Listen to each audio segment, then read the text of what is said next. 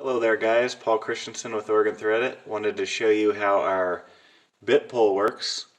So basically you'll have an old wire, an existing wire, and you want to run a new wire. So instead of crawling under the house and having to go all the way over to it and get it fed down, a new one, and pull out the old and pull the new one in, you just attach this to the existing wire.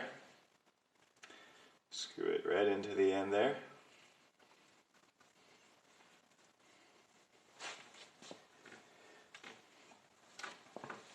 Then you take your new wire, screw it into the other end.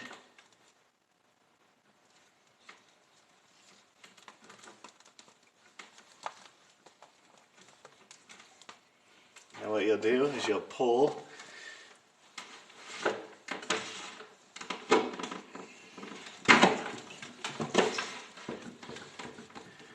there you go. You got your new wire and your old wire is out and your new wire is in. That way you don't have to crawl under the house.